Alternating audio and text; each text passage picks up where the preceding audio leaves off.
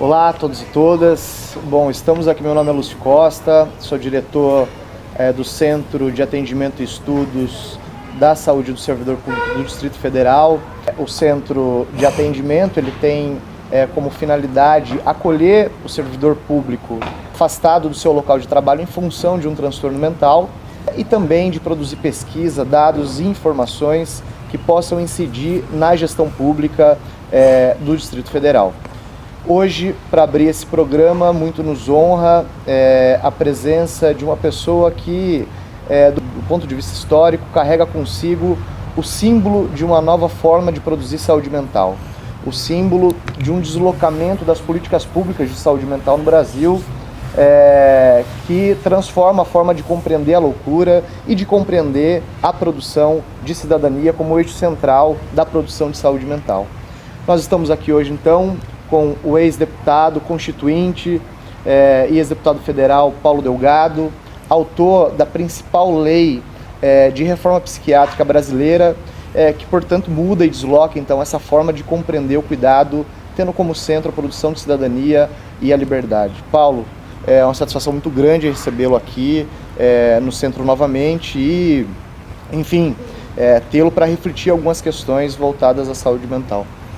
Eu que agradeço a você, toda a sua equipe, a Marli, a presidente do Sindsaúde aqui de Brasília, que teve essa ideia que é mais do que generosa, é uma ideia, ela é transformadora, ela é revolucionária.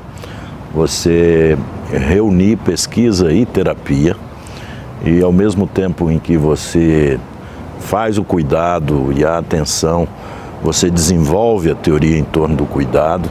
Isso vai ser uma sementeira, né? Como se fosse canteiros, onde você vai ouvir os usuários, aqueles que procurarem os serviços, e vai fazer com que os serviços possam ir sendo germinativos, quer dizer, um ajudando o outro com o seu problema.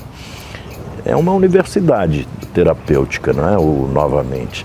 Eu fico muito honrado e muito feliz de ter sido conectado por vocês, né? São novas conexões, né? E novas maneiras de explanar, novas explanações, uma nova maneira de ver as coisas.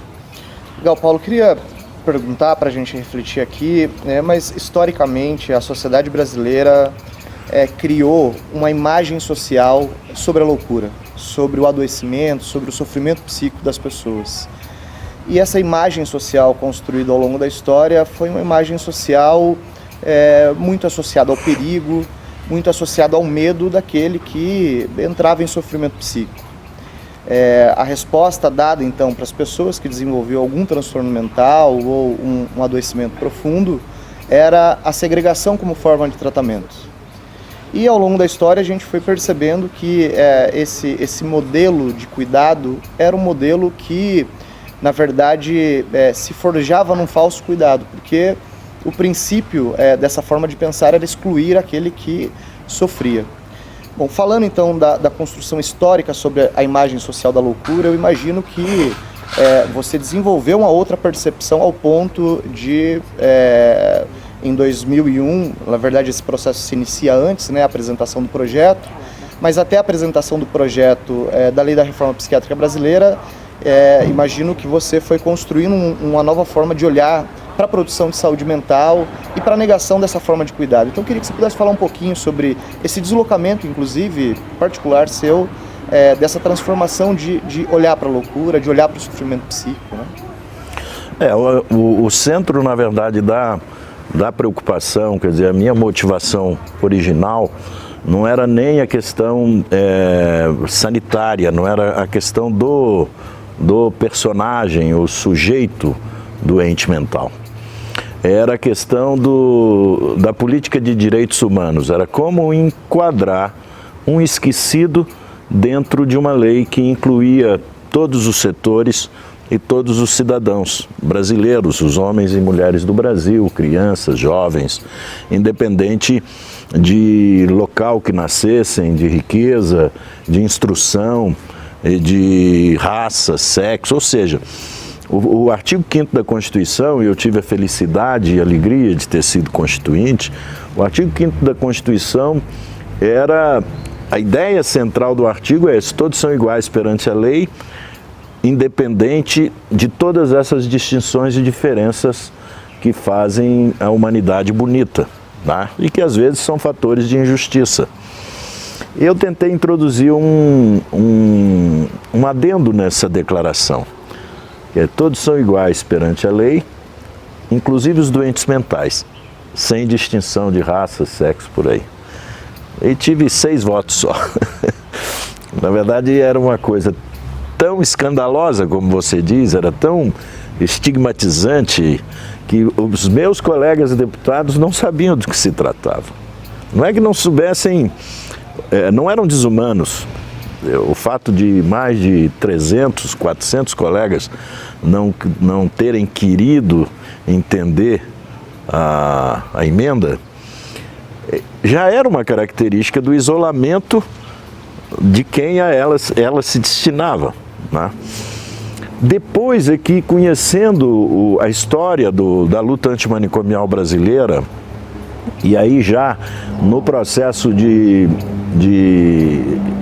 educação do educador, né? Eu tive que me educar para poder me tornar uma pessoa que falava disso. Eu encontrei a doutora Anísio da Silveira, a Casa das Palmeiras, que me lembra aqui, que era meio amarela. Esse ambiente. A Casa das Palmeiras, no Rio de Janeiro. Tanto que eu levei, a primeira pessoa que eu levei o anteprojeto, foi a doutora Anísio, num apartamento cheio de gatos, numa rua tradicional de Botafogo, no Rio de Janeiro, o bairro mais antigo do Rio de Janeiro, mais tradicional, que era Botafogo, onde haviam as grandes mansões e as grandes casas. E ali no apartamento da doutora Anísio, cheio de gatos, a doutora Anísio usava a terapia de animais, gatos, né? Cachorros, para que o esquizofrênico pudesse encontrar uma sair daquele seu sufoco, do seu fechamento, e poder ver um pouco a dificuldade do outro, não é? E tratava dos animais. E engraçado que quando eu mostrei a doutora Anísio, ela pegou e ela virou assim: por que cidadão? Essa lei dispõe sobre a extinção progressiva dos manicômios e sua substituição por outros recursos assistenciais e dá outras providências.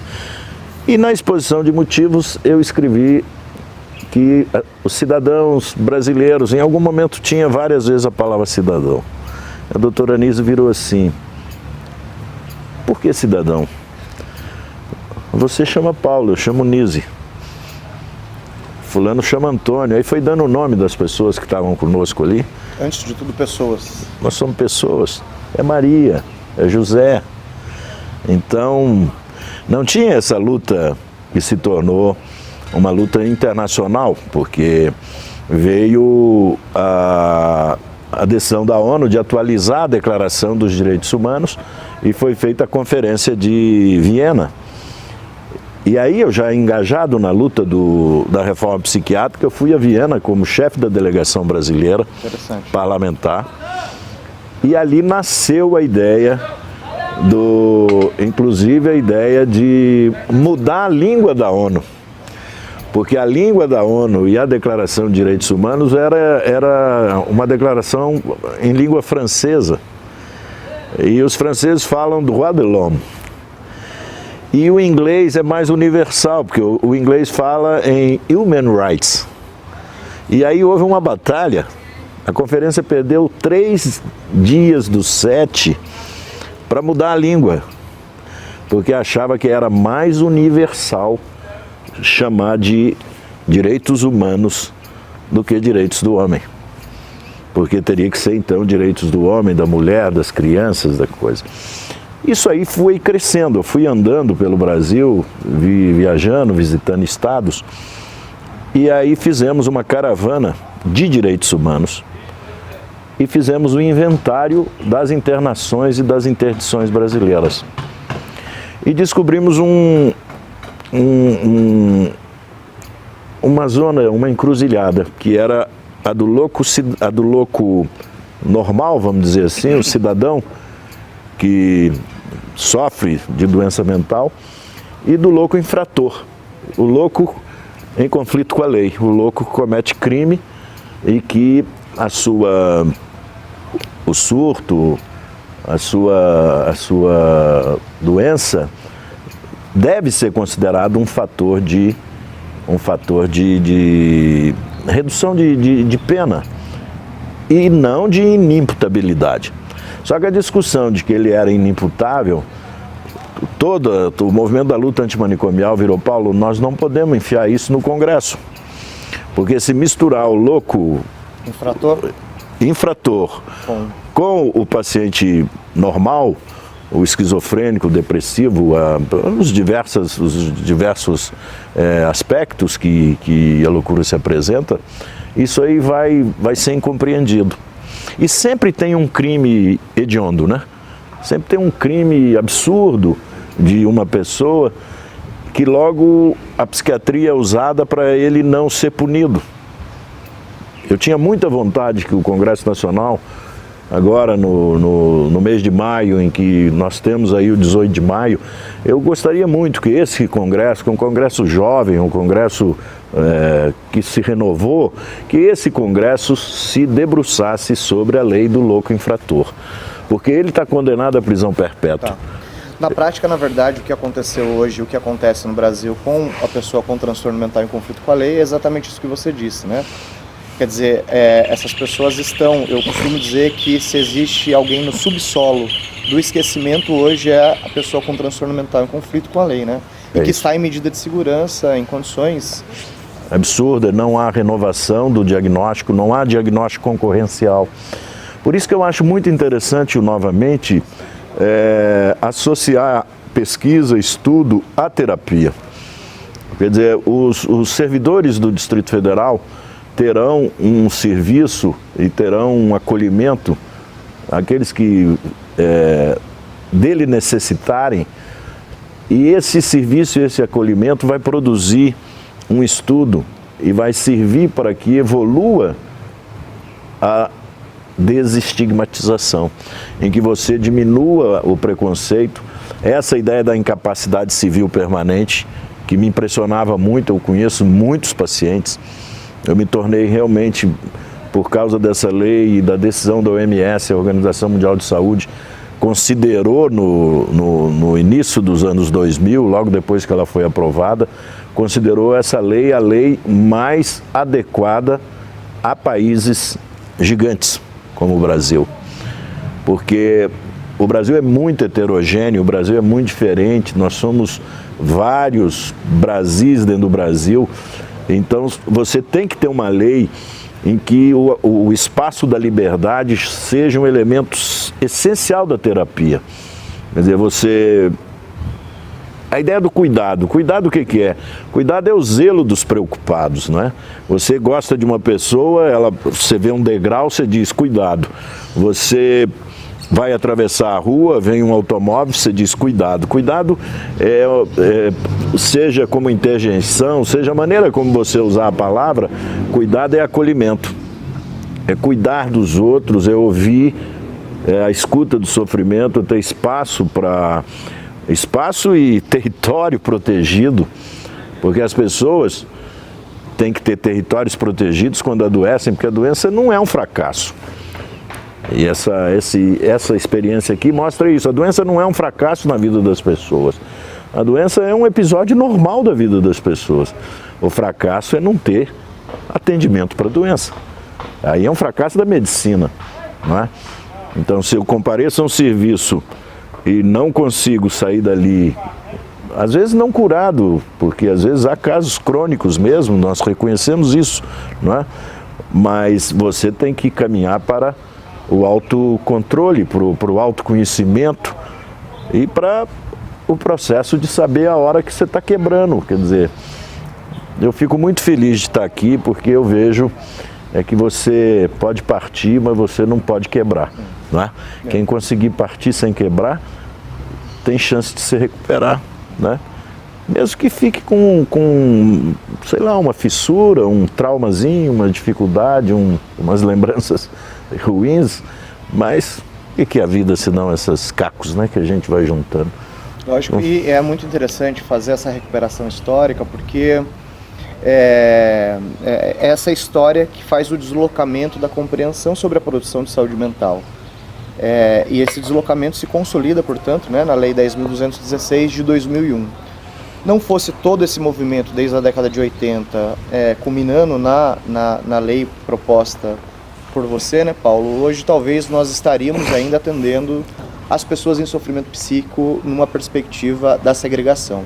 Essa perspectiva hoje... Depósitos, né? Depósitos, verdadeiros depósitos, e que atendiam interesses escusos, inclusive, do cuidado. Muitas vezes atendia interesses de empresários que trabalhavam com a internação como objeto de lucro e não como de cuidado. Mas nós estamos, e a sua presença é muito interessante para isso, para a gente refletir, porque é justamente esse deslocamento histórico, essa mudança de percepção que nós aqui da Novamente compreendemos que a saúde mental deve ser produzida. Ou seja, com a produção de cidadania do sujeito, com a garantia do fortalecimento dos vínculos sociais dessa pessoa, compreender o porquê ou os motivos pelos quais levaram esse sujeito a entrar num aprofundamento do seu sofrimento ao ponto de ter que interromper não só o seu labor, o seu trabalho, mas as suas relações sociais. Então, um pouco da perspectiva, um pouco não, posso afirmar que integralmente a perspectiva que nós iremos trabalhar aqui no Novamente é essa, de produção de cidadania enquanto eixo central da produção de saúde mental.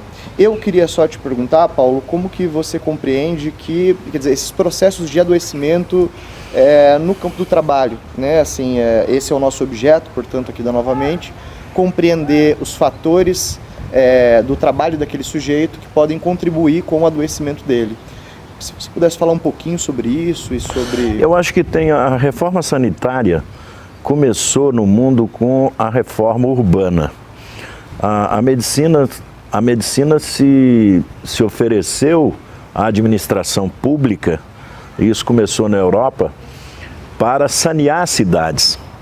E sanear cidades era não permitir que a doença fosse levada pelo médico.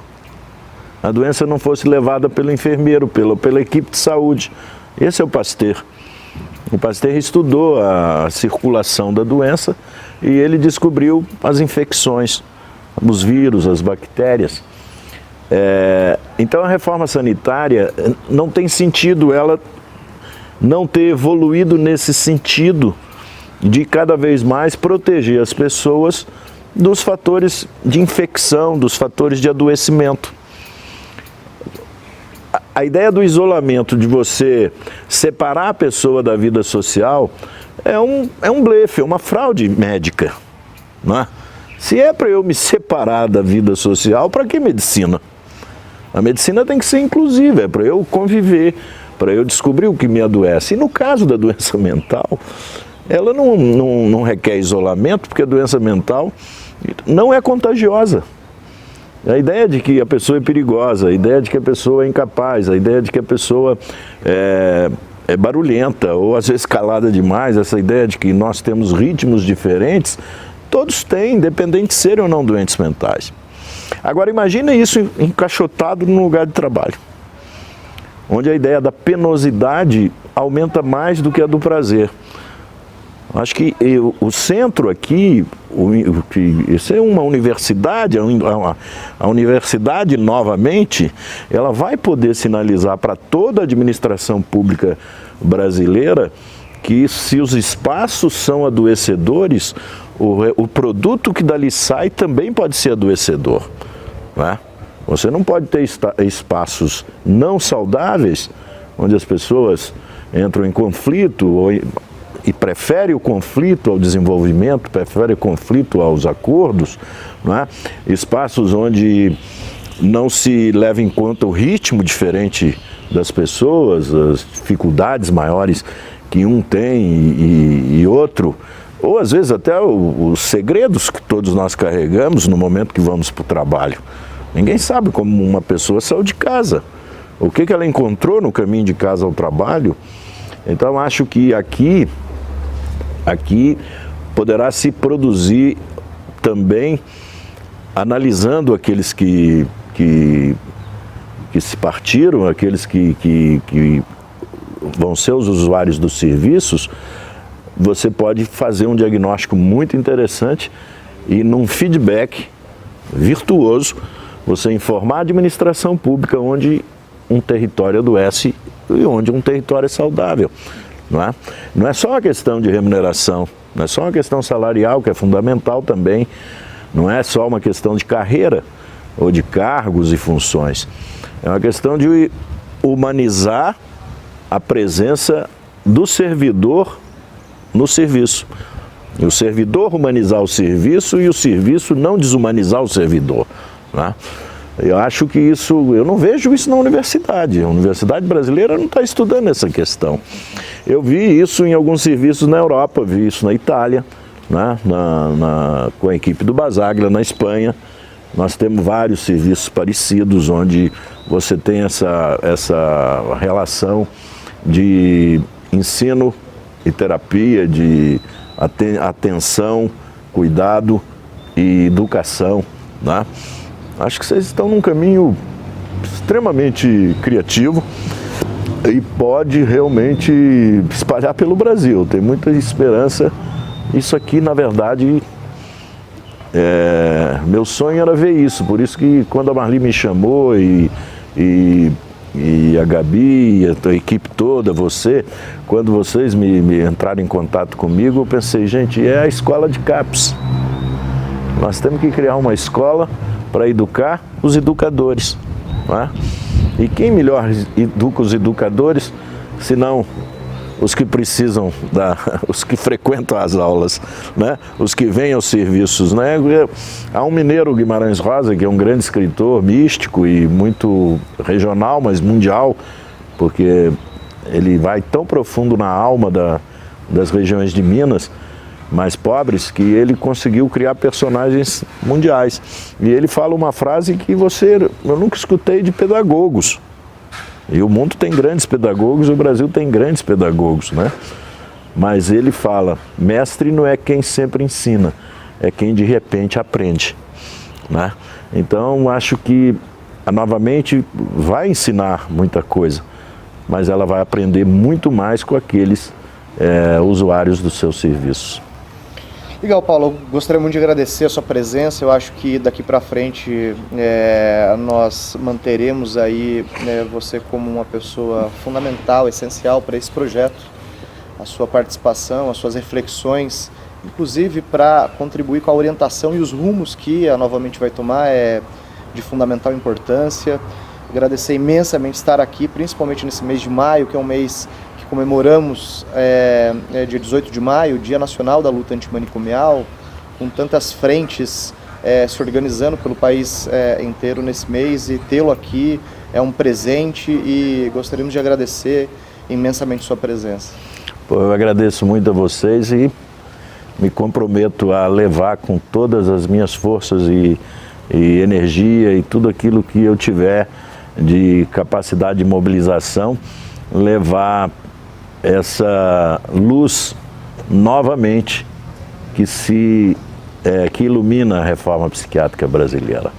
Acho que esse serviço é uma nova luz na reforma brasileira e no itinerário de humanização e de criação do que nós queremos, que é o louco cidadão, A pessoa mesmo doente, a pessoa mesmo com problema, ela é um cidadão no pleno gozo dos seus direitos. Nenhuma doença tira de ninguém o direito fundamental, que é o direito de viver, ser respeitada, respeitar, é o direito de trabalhar, é o direito de sobreviver. Muito obrigado.